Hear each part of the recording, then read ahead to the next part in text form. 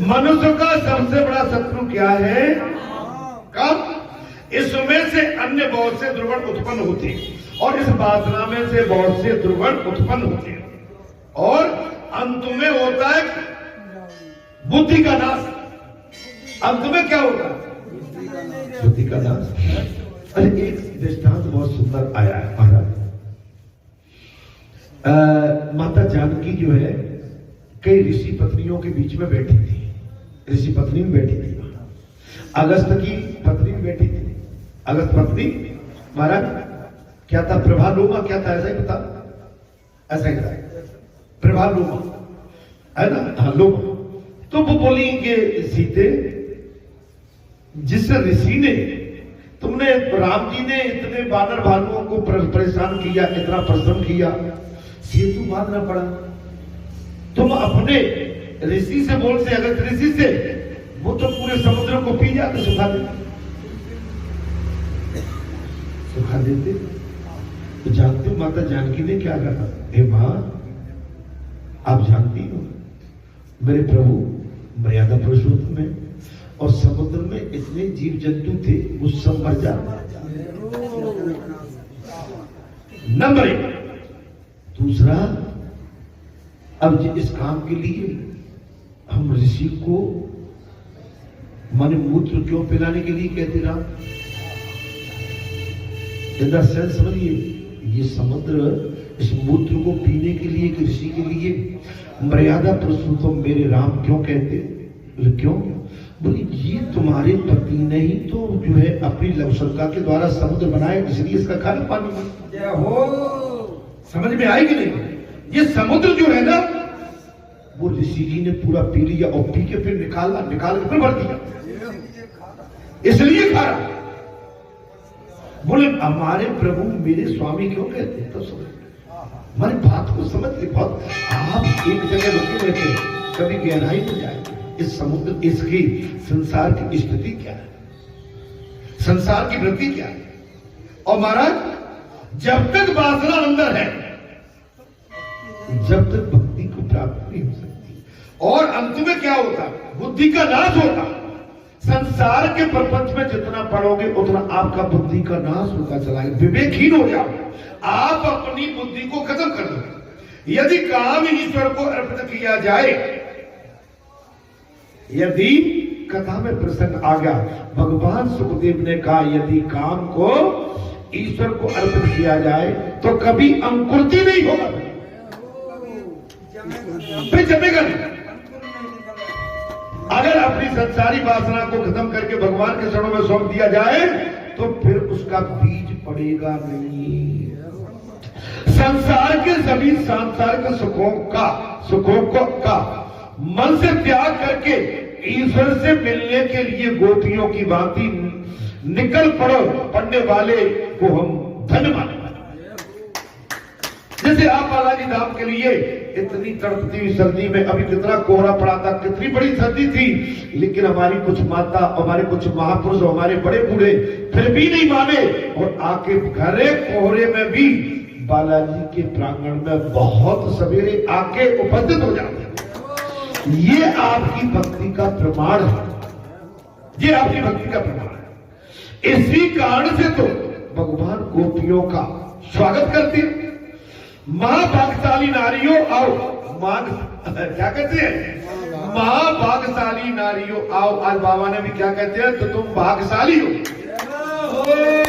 निश्चित आपका कोई विशेष पूर्व जन्म का पुण्य उदय हुआ है, उसके प्रताप प्रसाद से आप बालाजी के प्रांगण में बहुत सवेरे अंधेरे ब्रह्म मुहूर्त में आके और उनकी चरण वंदना करके और भक्ति का मार्ग प्राप्त करके आप भजन कीर्तन में संलग्न हो जाए। बगैर पूर्व प्रारब्ध के सत्संग नहीं मिल सकता। हमारे सत्संग उसी को मिलता है जिसके पूर्व जन्म में कुछ पुण्य उदय, कुछ शेष थे, वो आज उदय हो गए, उसी को प्राप्त। आप समझ सकते। भागवताकार गोपियों को मां भाग्यशाली कहती है। भागवताचार्य भगवान सुखदेव, भगवान स्वयं गोपियों को माँ भाग्यशाली कहते हैं, तो आप हमको आपको भी तो हम माँ भाग्यशाली कह रहे हैं।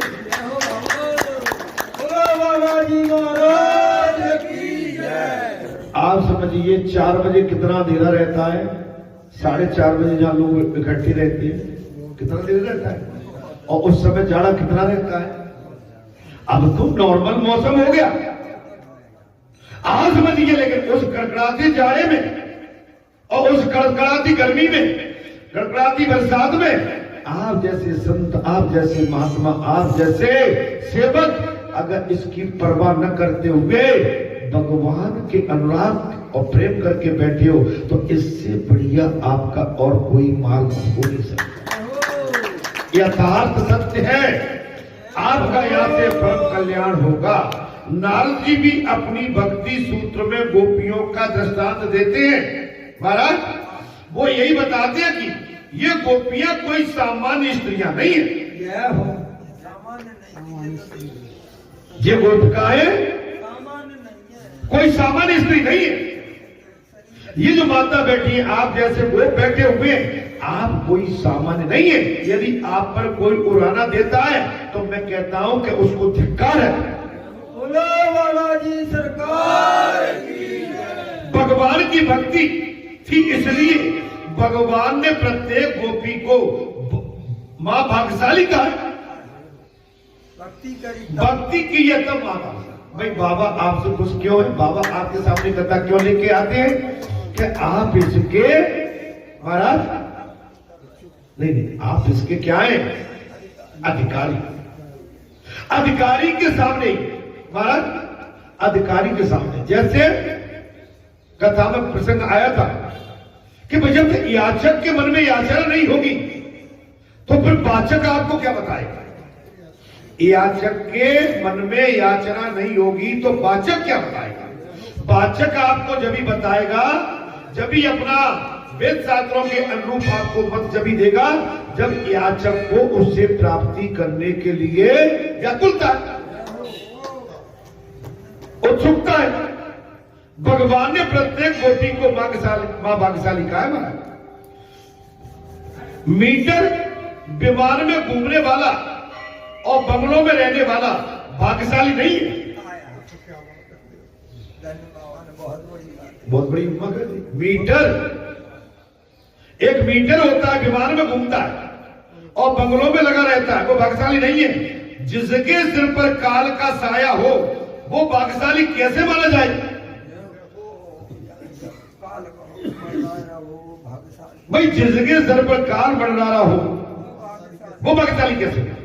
भाग्यशाली तो वो है जो सांसारिक सुखों को और काल के डर को भी छोड़कर भगवान की ओर दौड़ा हो।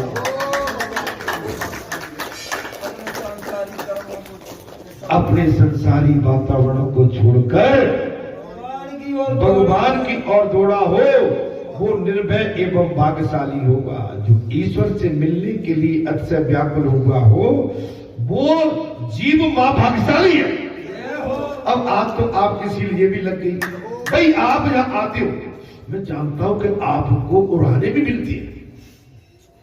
अब एक दादी नहीं आ रही है, बीमार पड़ गई है, क्या अब देखिए, अब उनसे घर में देखिए बहुत जाने वाला है, जाने में जाओ। हमारे घर में भी गोपियों के साथ भी यही होता था। गोपी जब घर में जाती थी, उनके पति उनको उड़ाना देते थे, सास उड़ाना देती, तू बड़ी मतवारी हो गई है। और उनके पति भी कहते दौड़, वो कन्हैया के पास जा, तू बांसुरी बजाता है, वो ग्वाला के पास तुम दौड़ के पहुंच जाती हो, उसमें तो कोई काम है ही नहीं।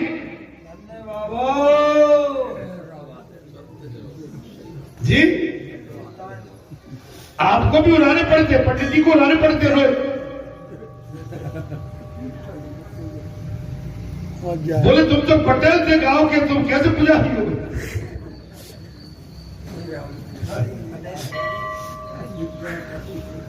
अब गिरधारी को कौन देगा उड़ाना, गिरधारी कोई है ही नहीं।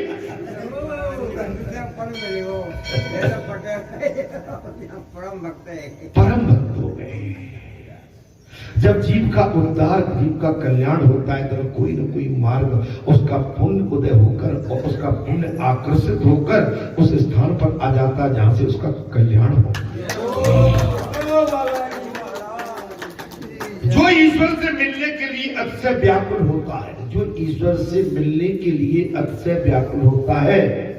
भागवत कथा में भगवान सुखदेव ने राजा परीक्षित से हर की पौड़ी पर साफ कह दिया, जो भगवान से मिलने के लिए आतुर व्याकुल और उत्सुक होता है वो महाराज जीव भाग्यशाली नहीं, मां भाग्यशाली है, मां भाग्यशाली।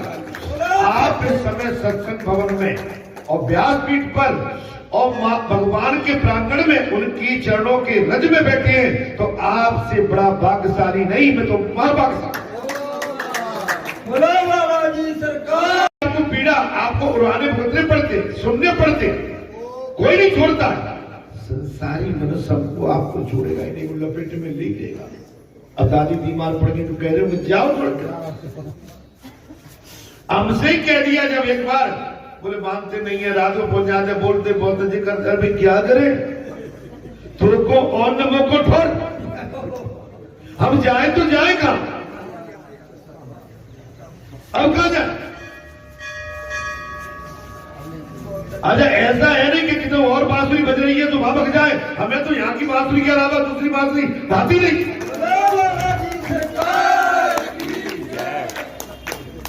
इसी कारण से अच्छा जैसे हमें कभी सर्दी जुकाम हो जाए ना, कि भाई आप जानते घर में बहुत अंधेरे, अरे भैया जिन तो तुम्हारा सोच है, ये तुम्हारा जो सामने वाले संसारी सोच है, हमसे तो पूछो भाई हमें ये हो ही नहीं, हम तो वो युक्ति देख रहे हैं कि जुकाम खांसी सर्दी आए नहीं जरा, ऐसा उपाय देख रहे हैं। बोले उपाय कौन सा है, बोले भगवान की लगन में खो जाओ। जैसे आदमी पुड़िया तंबाकू बीड़ी से नशा करता है, शराब से, भगवान का नशा कर लो तो खांसी जुकाम सर दर्द पैर दर्द मूड दर्द दे दर्द वो दर्द खत्म।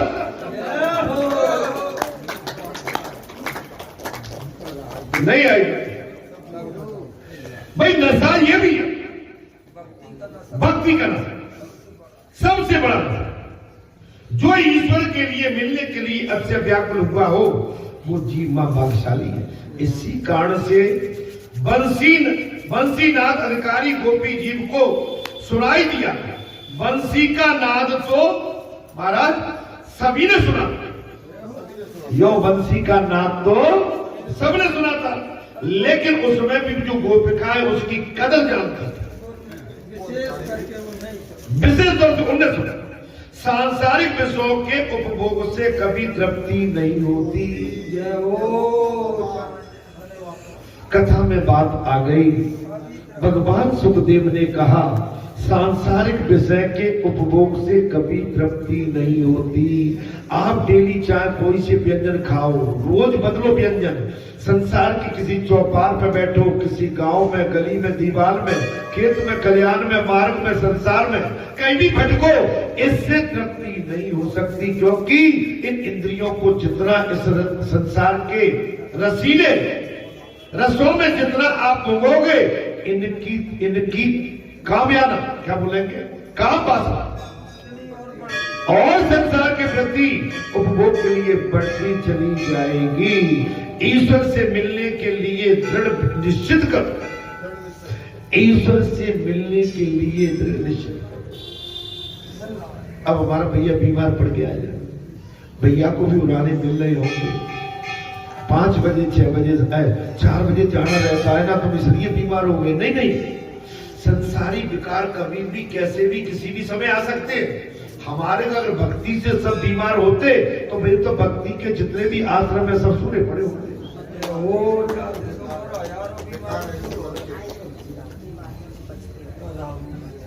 यहाँ तो आम के आम कुंडलियों के दाम। एक तो 3 बजे ब्रह्म मुहूर्त में उठना, अपना ध्यान करके 4 बजे आ जाना, कीर्तन संकीर्तन करना और 3 4 5 परिक्रमा लगा देना, तो वजन भी हो गया और शरीर भी स्वस्थ हो गया। नहीं तो पड़े होते अभी तक, बोले जाड़ा है महाराज। अर्थात संसार सुख तो सबसे बड़ा महादुख है, संसारी सुख सबसे महाबड़ा दुख है। हम संसार को सुख मानते हैं कि हमें संसार में सुख मिलेगा, लेकिन ये तो सबसे बड़ा दुख है। और इस बात को सब मानकर जिसने संसार सुखों का त्याग किया है वो उसे भगवान अपनाते।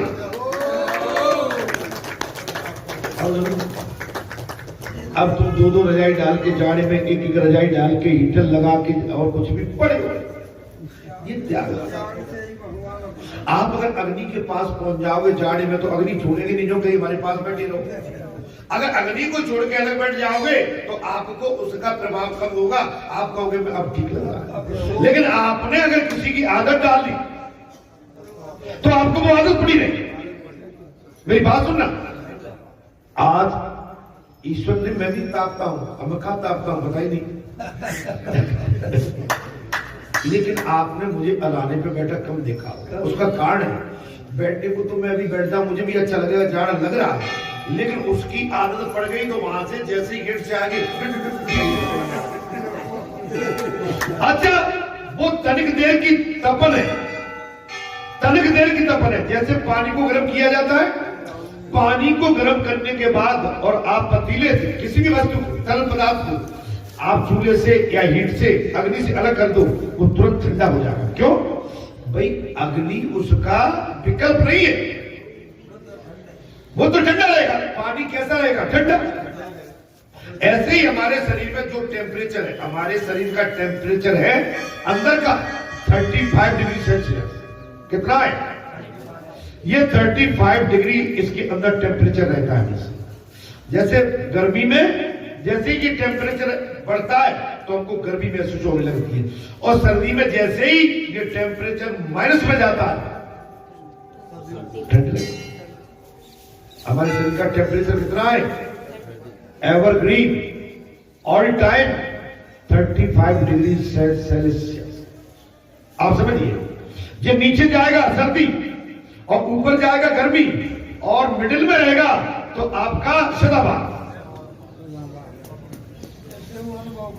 अगर गर्म पानी से नहाओ तो बाद में ठंड लगेगा, ठंडे से नहाओ तो नॉर्मल हो जाओ। तो मेरा आपसे अनुरोध भाई आता है महाराज कि संसार में प्रभु प्रेम में जो पागल बना हुआ है वो भाग्यशाली है। भगवान सुखदेव ने कहा राजन, भगवान के प्रेम में पागल वही भाग्यशाली। परमात्मा ऐसे जीव का स्वागत करती है।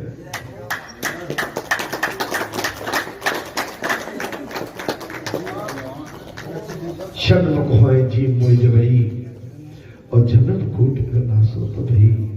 भगवान के प्रेम में पागल है, बीरा हो गई मगन ऐसी लागी लगे। मन जब तक हम परमात्मा के प्रति पागल की तरह से नहीं रोएंगे और महाराज तो भगवान की प्राप्ति होना असंभव। श्री कृष्ण ने गोपियों से पूछा, ऐसे दौड़ी दौड़ी क्यों आई हो? भगवान श्री कृष्ण ने कहा, बोले गोपियां तुम ऐसी दौड़ी दौड़ी क्यों आई हो? महाराज तुम सब क्या ब्रज पर कोई संकट पड़ गया है? क्या ब्रज पर कोई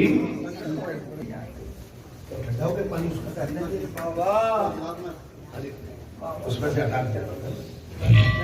क्या कोई संकट पड़ गया?